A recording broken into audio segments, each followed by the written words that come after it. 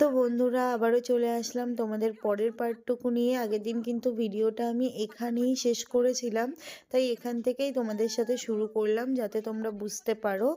আর এই দেখো ওরা কিন্তু অনেকক্ষণ নদীর মধ্যে স্নান করেছিল, আর আমার কিন্তু অনেক ভয় লাগছিল কারণ ওই নদীতে কিন্তু কুমির আছে। তো আমি ওদেরকে বারণ করলাম বেশিক্ষণ স্নান করিস না, তাও ওরা অনেকক্ষণ স্নান করেছিল। তো তারপরে কিন্তু আমরাও অনেক ভোরবেলা বেরিয়েছিলাম, তো আমাদেরও একটু টয়লেট পেয়ে গিয়েছিল। তো বললাম একটা কোনো ঘাটে গিয়ে দাঁড়া, চল ওখানে কোনো টয়লেট দেখলে বা ওয়াশরুম দেখলে একটু টয়লেট করে নেবো, একটু ফ্রেশ হয়ে নেব। তো যাই হোক, এইদিকে দেখো আমরা কিন্তু অবশেষে একটা ওয়াশরুম খুঁজে পেয়েছিলাম। তো ওখান থেকে কিন্তু আমরা ফ্রেশ হয়ে তারপরে কিন্তু আমরা আবার নৌকায় চলে গিয়েছিলাম। আর ওখানে গিয়ে কিন্তু এখনো দুপুরের রান্না শুরু করিনি, তো ওখানে গিয়ে রান্নাগুলো আবার শুরু করতে হবে, যদিও সমস্ত কিছু অ্যারেঞ্জ করা হয়ে গিয়েছিল। তো চলো বন্ধুরা তোমাদেরকে রান্নাবান্নাগুলো শেয়ার করি, আগে বোটে গিয়ে ভিডিও করি।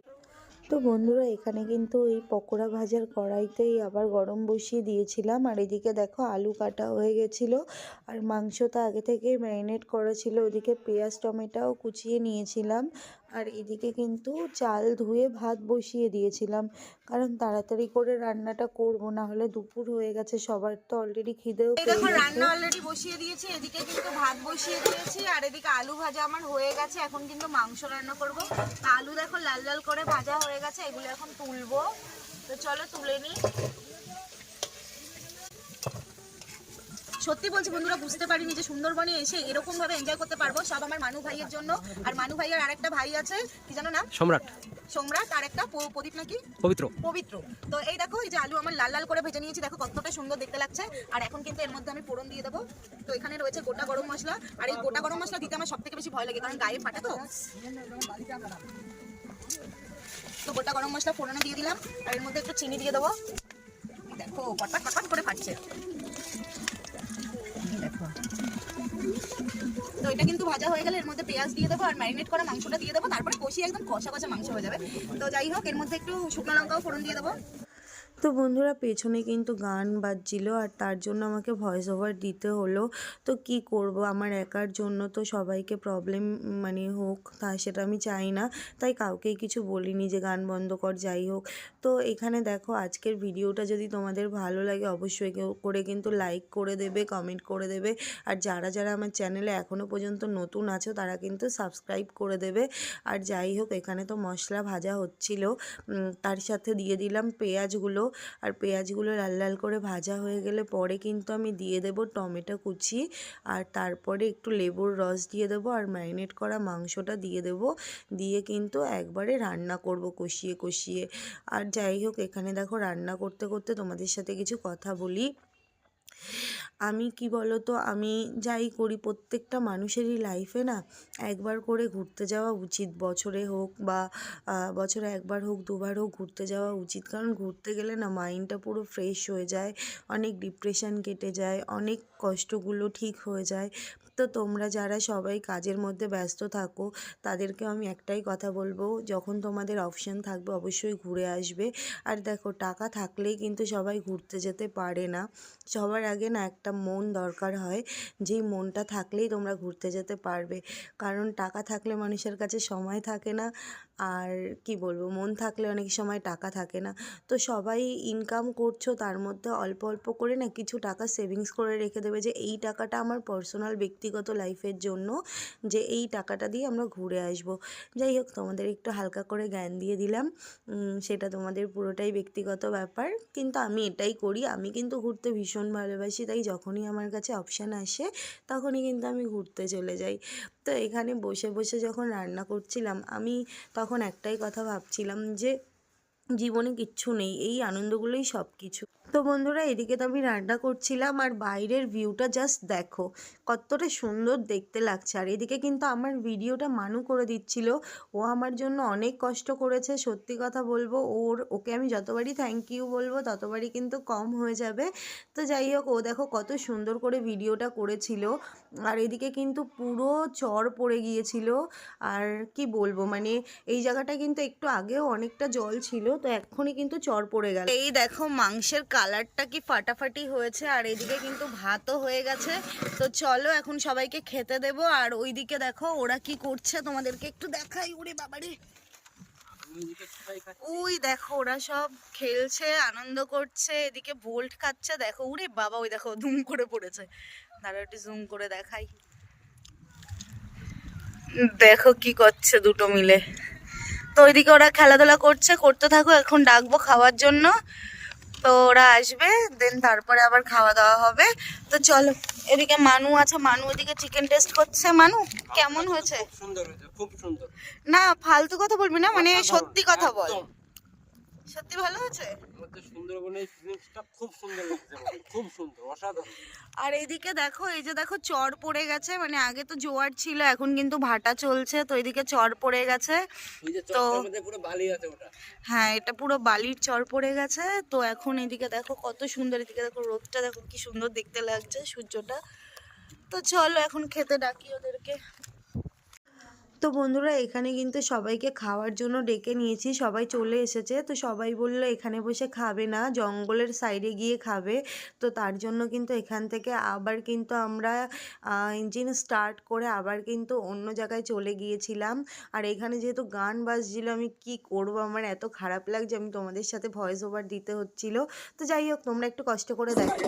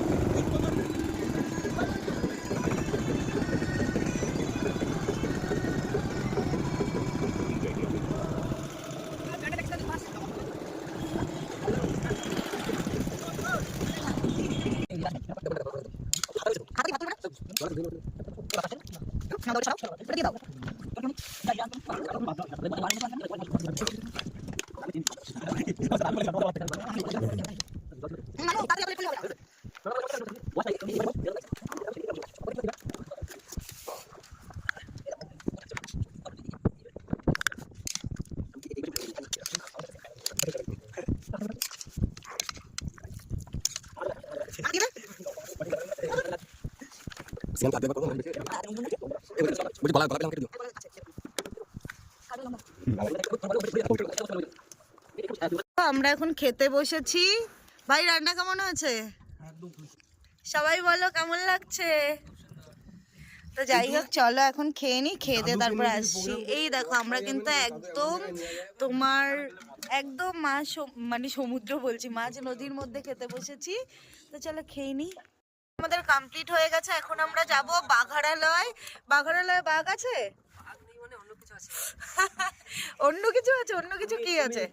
হ্যাঁ, তো যদি আমাদের ভাগ্য ভালো থাকে আমরা দেখতে পাবো কুমির। তো চলো, হরিণ, হরিণ দেখতে পাবো বলছে, কুমির দেখতে পাবো বলছে। তো দেখি কি দেখতে পাই, কপালে যা আছে তাই দেখতে পাবো। আর কপালে যদি কিছু না দেখা থাকে, তাহলে এই সুন্দরবনের জলের মাছ আর নদী দেখে বাড়ি যাবো। চলো টাটা।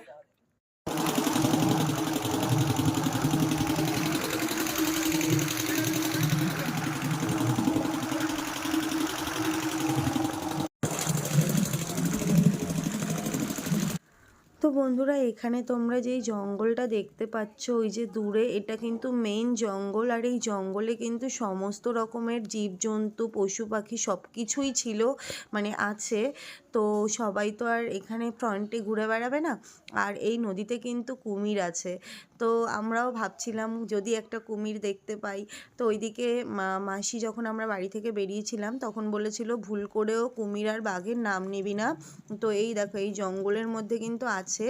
তো এই জঙ্গল থেকে কিন্তু ওরা যখন মানে বাচ্চা দিতে হয় না, তখন ওরা এখান থেকে বেরিয়ে এই নদী সাঁতরে পাশের জঙ্গলে যায়, কারণ ওখানে তো আশেপাশেই মানুষ থাকে। তো খুব কম ওরা আসে, যখন বাচ্চা দেওয়ার থাকে তখন ওরা ওখান থেকে সাঁতরে আসে। তো যাই হোক, সচরাচর কিন্তু ওরা বেরোয় না। যেমন আমরা আমাদের দরকার না থাকলে ঘর থেকে আশেপাশ থেকে বেরোই না, তো ওরাও কিন্তু ওরকম দরকার না থাকলে ওরা কিন্তু বেরোয় না। তো যাই হোক, এই জায়গাটার এইখানে কিন্তু কত লোক জানো মধু ভাঙতে যায়, গাছের কাঠ ভাঙতে যায়। তো কতটা জীবন বাজি রিস্ক নিয়ে ওরা কিন্তু এই সমস্ত কাজ করার। এই দেখো কত জেলেরা এদিকে মাছ ধরছিল, আর ওরা এই উনুনে রান্না করছিল। করছিল মানে নৌকার মধ্যেই। তো এগুলো দেখছিলাম আর দেখে কতটা আনন্দ হচ্ছিল, ভালো লাগছিল, তোমাদের সেই ফিলিংসটা হয়তো আমি মুখে বলে বোঝাতে পারবো না, যেটা আমরা ফিল করতে পেরেছি। তো যাই হোক চলো। তো বন্ধুরা চারপাশটা তো খুবই অসাধারণ ছিল, কিন্তু বিপজ্জনকও ছিল। আর এদিকে কিন্তু শীতকালের বেলা, খুব তাড়াতাড়ি কিন্তু অন্ধকার হয়ে যাচ্ছিল। আর এইদিকে দেখো আমরা কিন্তু একটা ঘাটে চলে এসেছি। তো এটা হচ্ছে বালুরালয় ঘাট। তো এখানে আমরা কিছুক্ষণ দাঁড়িয়েছিলাম। আর এই জায়গাটা কিন্তু খুবই অসাধারণ ছিল। আর চারিদিকে কিন্তু কুয়াশায় মানে অন্ধকার অন্ধকার লাগছিল। আর দেখো সূর্য অস্ত যাচ্ছে, কতটা সুন্দর লাগছে দেখতে। তো এই যে দেখো, আর সমুদ্রের জলগুলো যে এতটা মানে সুন্দর ছিল। তো এখানে এসে জানো তো আমরা একটা বিপদে পড়ে গিয়েছিলাম। এখানে কিন্তু এসে আমাদের বোটটা পুরো আটকে গিয়েছিল। আর এই দেখো এখন কিন্তু ভাটা চলছে, তাই জল কতটা নেমে এসেছে।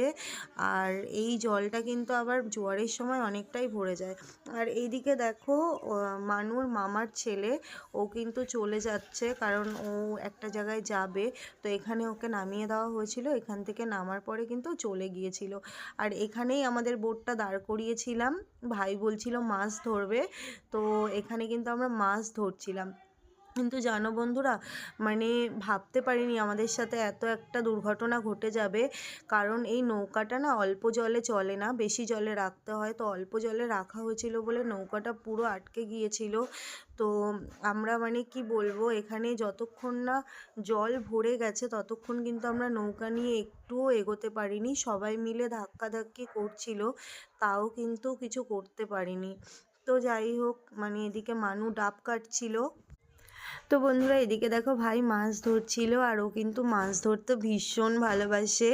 আর যখন জালে দুটো একটা করে মাছ পড়ছিল না, তখনই আমরা খুব আনন্দ করছিলাম। তো তোমরা দেখো, সেরকম এই জালটা অ্যাকচুয়ালি অত একটা ভালো ছিল না, তো জালে বেশি একটা মাছ উঠছিল না।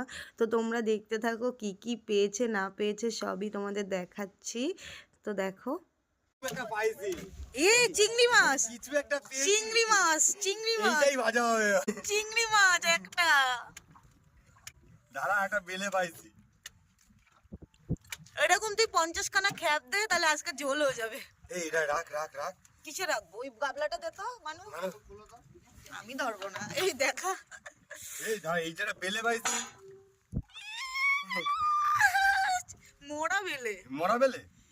কি বলে মরা বেলে? হ্যাঁ।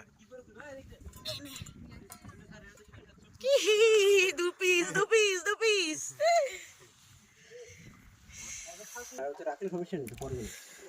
হাওয়া চলছে না।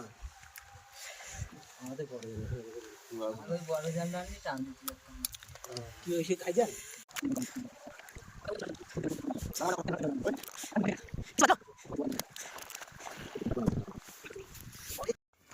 তো বন্ধুরা এখানে কিন্তু দেখো আবারও আমার ভাই মাছ পেয়েছে, আর তার মধ্যে এদিকে আরও চিংড়ি মাছ পেয়েছিল। আর এইদিকে দেখো একটা কীরকম দেখতে একটা মাছ পেয়েছে। তো আমি কিন্তু এই মাছটার নাম জানি না, তোমরা যদি কেউ জানো অবশ্যই কিন্তু কমেন্ট করে জানাবে এটা কি মাছ। তো বন্ধুরা মাছ ধরতে ধরতে আমরা বুঝতেই পারিনি যে ভাটা চলে আসবে আর এতটা বেশি জল কমে যাবে। তো দেখো জল কমে যাওয়াতে আমাদের নৌকাটা কিন্তু আটকে গেছিলো। তো ওরা ঠেলছিল তাও নৌকাটাকে নাড়াতেই পারছিল না। কি করে নাড়াবে বলো বন্ধুরা, এটা তো অনেক ভারী ছিল, ভারী নৌকা ছিল, তো স্বাভাবিক নাড়ানোটা পসিবল ছিল না। আর এদের প্ল্যান ছিল, ওর বাবাকে ফোন করেছিল যে ওর বাবা জাল নিয়ে আসবে বড়, সেটা দিয়ে মাছ ধরবে। তো দেখতে দেখতে দেখো একদম সন্ধ্যা হয়ে আসছিল। তো এদিকে ভয়ও লাগছিল, ওরা নদীর মধ্যে নেমেছে, তো কোনো একটা বিপদ ঘটতে তো সময় লাগে না না। তো যাই হোক সবাই মিলে চেষ্টা করছিল।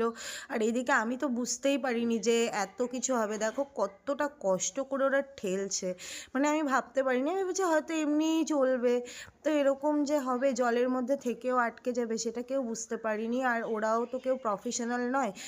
তো যাই হোক এরকম করছিলাম, এত বড় একটা বিপদে পড়েছি। তো জানো বন্ধুরা লাস্ট পর্যন্ত আমাদের এখানে 7টা পর্যন্ত ওয়েট করতে হয়েছিল, জল আসার জন্য ওয়েট করতে হচ্ছিল। তো যখন জোয়ার আসবে ততক্ষণ মিনিমাম 7টার আগে জোয়ার আসবে না, জোয়ারের জল বাড়বে না। আর এদিকে দেখো পড়ে যাচ্ছিলাম, তো যাই হোক পড়িনি। আর এদিকে তখনও পর্যন্ত ওরা অনেক মানে খাটছিল। তো তো যাই হোক মানে কি হবে, এদিকে সন্ধ্যা হয়ে আসছে, আমরা কি করে বাড়িতে যাব, আর অন্ধকার হয়ে গেলে কি করে ওরা নিয়ে যাবে, অনেক চিন্তা হচ্ছিল। তো যখন জল আসবে তখনই আমরা যেতে পারবো, তার আগে আর যেতে পারবো না। এর মধ্যেই আমরা থেকে গিয়েছিলাম, আর সন্ধ্যের পরে তোমাদের সাথে ভিডিও শেয়ার করতে পারিনি, কারণ কি করে ভিডিওটা শেয়ার করব বলো। মানে কি বলবো, পুরো অন্ধকারে তো আর ভিডিও করতে পারবো না, না এখানে তো কোনো লাইট নেই, কিচ্ছু নেই। তো লাস্ট ফিনিশিং সবাই চেষ্টা করতে করতে লাস্টে আমি অনু দুজনেই আবার নেমে গেছিলাম। আর এদিকে দেখো ওরাও চেষ্টা করছে, তার সাথে আমিও একটু বলছিলাম আমিও একটু ঠেলি দেখি যদি নাড়ানো যায়, তো কোনো কিছুতেই কোনো সলিউশন বেরোয়নি। তো দেখো তোমরা।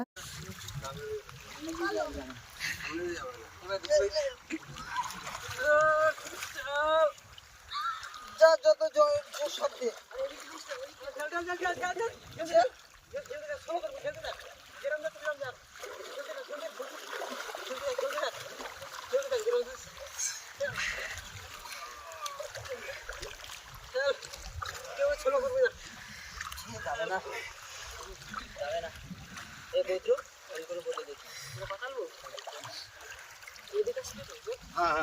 এদিক যাবে, ওইটা অল্প এদিক নেবো, ওটা অল্প নেবো, ওটা নেবো, তো মাথা ভর্তি কাটা কিছু, মাথা ভর্তি কাটা দাঁড়া রে দিবা ঠাক্কাবো তো।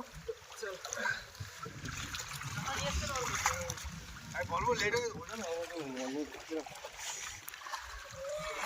আচ্ছা এবার ওই মাথা নেবো, তাই তো? হ্যাঁ এবার ওই মাথা নেবো। এই ভাই শাড়িটা কাছে এই মাথা আমিও কিন্তু অনেক খুশি।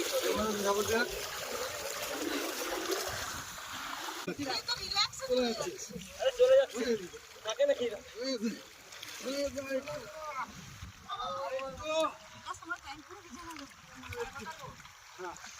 ঠিকই মারতে গেছি, এবার ওই মাথায় ওই মাথায়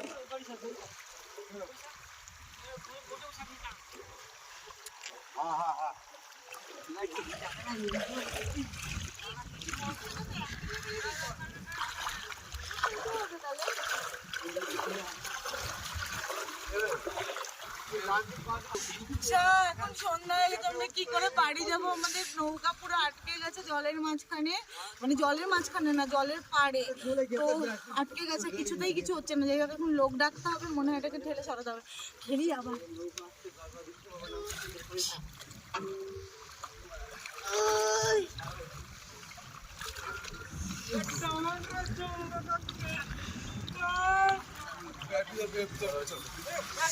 কোন এসছে?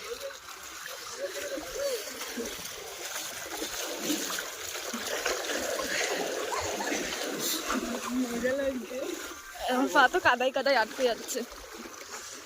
আমার মনে হচ্ছে না এই এই বুঝলো বল কাকু আজকে টানবো না, আমার বাবা মনে হচ্ছে না দুজনে খুলে দেখো পৌঁছু বলি দে এ বৌত্র বল বল আজকে টানবো না। কার মানে শুনে বাবা এই খাবা খাবো না বলি দে। হ্যালো ওইখানে টান ধরি টান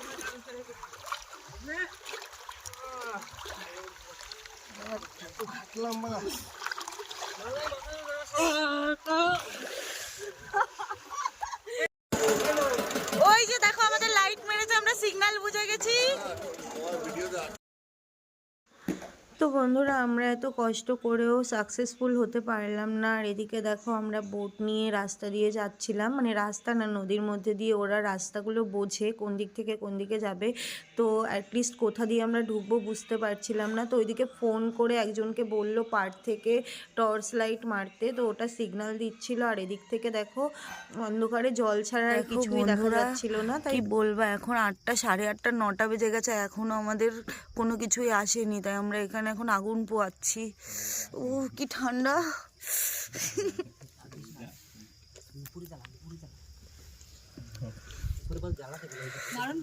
এমানু আজকে আমরা বাড়ি যেতে পারবো?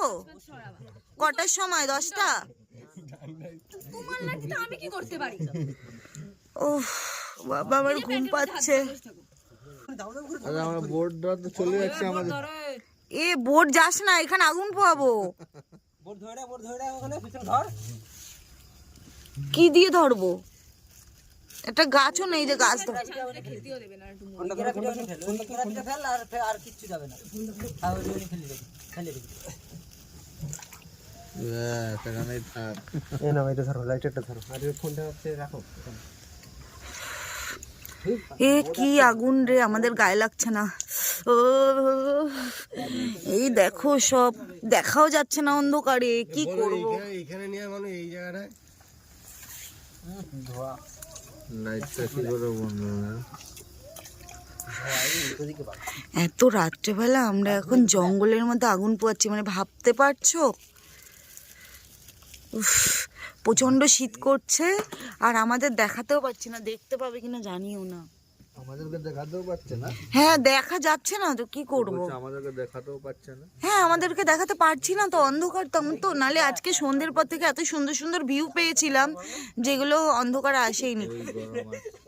উফ, দাউ দাউ করে জ্বলছে এবার। এইবার ডাবল বেল করে দিতো, জালটা শুকনো জাল দিয়ে দিতো। এই দেখো বনের মানে শুকনো শুকনো কাঠ ভেঙে চুরে ওর উপরে দিচ্ছে। এই গাছটার এই কাঠটা এই ডালগুলো ভাঙ। এই যে বাস সাইডে দেখ, এই যে হ্যাঁ তোর ডান দিকে, হ্যাঁ ওই যে ছোট ছোট ডালগুলো ভাঙ না, ভেঙে চুরে দে, জ্বলে যাবে। না না, উপরে উপরে উপরে, তোমার মাথার উপরে দেখো, ইচ্ছে সামনে নেই। ও কি সুন্দর আগুন জ্বলছে, এই হাতে তাপ আসছে না। ওটা কি ঢালছিস রে বাটিতে করে? ও তেল। তাহলে ঠান্ডা, ওই ঠান্ডা পানি বলছি। আরে সরি, ওটা ডিজেল না, এটা আমরা যোগ্যে ঘি দিচ্ছি।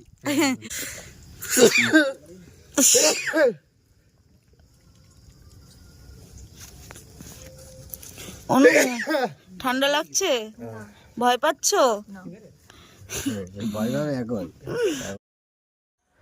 তো বন্ধুরা, এদিকে কিন্তু অনু অনেকটা রেগে গিয়েছিল, কারণ দেখো সেই সকাল থেকে রাত পর্যন্ত মানে আর কি এনার্জি থাকে, তারপরে টয়লেট পাওয়ার ব্যাপার থাকে, মানে একটা ঘুমের ব্যাপার, তো অনেক স্ট্রেস গেছিলো সবার ওপর থেকেই।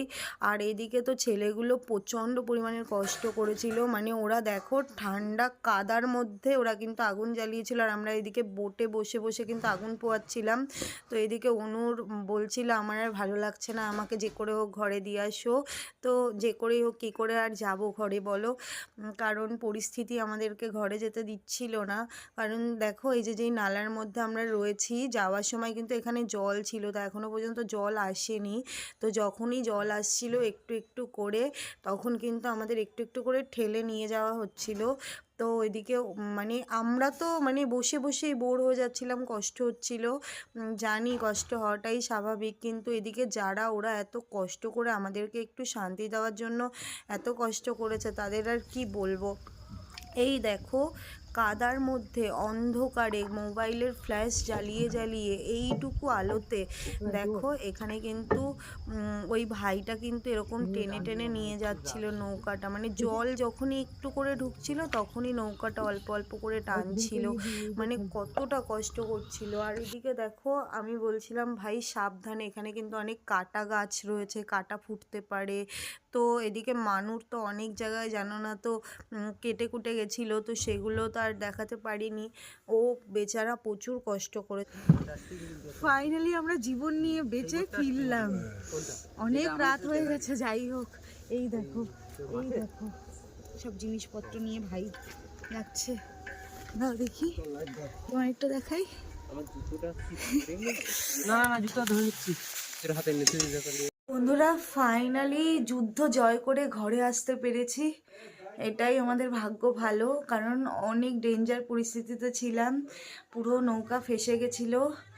তো এখন অলরেডি রাত 10:30 বেজে গেছে, তো এখন আমরা চেঞ্জ করে ফ্রেশ হয়ে শুয়ে পড়বো। আমি আর ভিডিও করার মানে পরিস্থিতিতে নেই, তো একদম শরীর আর দিচ্ছে না। সেই সকালবেলা ভোরবেলা মানে 7টার সময় বেরিয়েছি, আর এখন 10টা বাজে, মানে কি বলবো, এতক্ষণ প্রায় মানে 14-15 ঘন্টা আমরা আজকে পুরো বাইরে ছিলাম। তো চোখ মুখের অবস্থা দেখে বুঝতে পারছো, আর নোনা জলের মধ্যে আসার সময় প্রচণ্ড ঠান্ডা ছিল, প্রচণ্ড ঠান্ডা, যার জন্য ওরকম পরিস্থিতি হয়েছিল, মানে আর ভালো লাগছে না। তো চলো এখানেই ভিডিওটা শেষ করছি, আবার কালকে ব্লগ দেব। তো আজকের মতন এখানেই ভিডিওটা স্টপ করলাম। তোমরা সবাই খুব ভালো থেকো, সুস্থ থেকো, আর ভিডিওটা ভালো লাগলে অবশ্যই লাইক কমেন্ট শেয়ার করে দিও। তো চলো টাটা।